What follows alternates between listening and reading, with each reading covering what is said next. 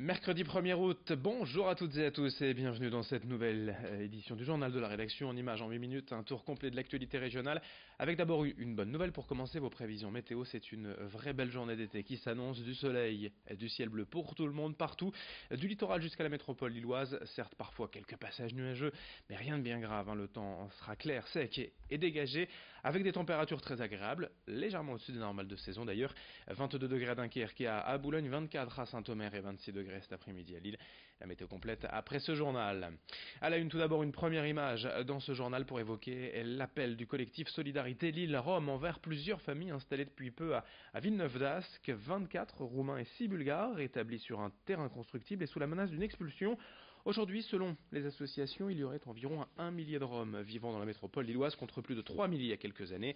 La conséquence d'une politique sévère d'expulsion, surtout lorsqu'il s'agit de campements hors des aires réservées. Mais ces familles n'ayant pour l'instant reçu aucune solution de relogement, ce qui est pourtant la règle en cas d'expulsion, l'association, le collectif Solidarité Lille-Rome a bon espoir de les aider. Explication avec l'un de ses membres au micro d'Auban Lemaire. On assiste, et alors l'été c'est terrible, mais c'est malheureusement l'époque, parce que moi ce que j'appelle une chasse aux Roms, on les envoie d'un lieu à un autre, on en profite pour vider des lieux, des camps d'attente, où il y a une procédure judiciaire souvent déjà entamée, et voilà, on dit qu'on ne veut plus les voir sur tel terrain. Une évacuation sans solution fait que toutes les familles sont dispersées et que tout le travail qui a été fait sur la scolarisation, sur les visites santé de MSL, Médecins Solidarité Lille, les démarches vers Pôle emploi, les démarches vers la CAF, vers la CPAM pour l'assurance maladie, tout ça tombe à l'eau. Il faut retrouver les gens, les familles qui sont toujours très traumatisées. Dans cette édition également, quelques images de la nouvelle campagne de propreté de la ville de Lille, baptisée Nuages. Elle utilise plusieurs pochoirs et dessins pour aider les Lillois à trouver les poubelles et à jeter correctement leurs déchets. Il y a près de 1300 poubelles à Lille et cette campagne aussi ludique qu'utile et nécessaire permet de mieux les repérer. Exemple avec cette marelle réalisée rue Nationale, tout proche de la Grand Place. D'autres sont transformés en paniers de basket. En tout, une quinzaine de pochoirs sont déjà visibles, il devrait être une quarantaine d'ici la rentrée en septembre. L'idée étant évidemment de sensibiliser à la propreté de l'espace commun. Explication devant l'une de ces poubelles, devant l'un de ces pochoirs au micro de Nicolas Lebrun. Si aujourd'hui l'objectif n'est pas de sanctionner, mais bien de prévenir, de faire preuve de pédagogie avec ce petit dispositif ludique. C'est un enjeu lillois, mais c'est aussi un enjeu métropolitain, c'est un enjeu, je dirais, de toutes les grandes villes de France. Nous avons reçu 64 villes le mois dernier ici pour échanger sur les questions de propreté, avec des constats partagés. En effet, une incivilité récurrente, des moyens humains et matériels sans cesse dégagés et en développement. Notre budget est en augmentation chaque année. On ne peut pas continuer comme cela. Il faut à tout prix qu'il y ait une prise de conscience du citoyen. C'est son cadre de vie. On a tendance à le dire souvent, c'est notre slogan. La propreté, c'est nous, mais c'est aussi et surtout vous.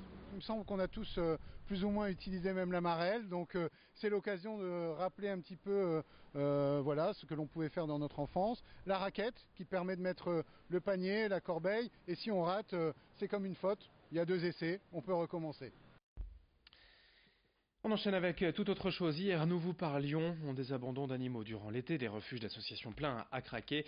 Et voici peut-être la solution si vous souhaitez faire garder votre animal de compagnie en toute sérénité avec la société Dog Sitting, littéralement traduit par garde de chien. Voilà de quoi garantir le moral, la santé de votre animal, même en votre absence. Cela concerne les chiens, les chats ou même les rongeurs.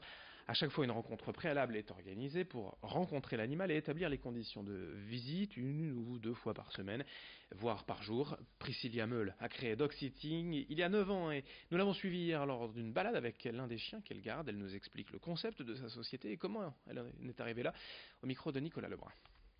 Je les garde sous forme de visite à domicile, c'est-à-dire que les animaux restent chez eux et que je conviens avec les propriétaires de la fréquence des visites.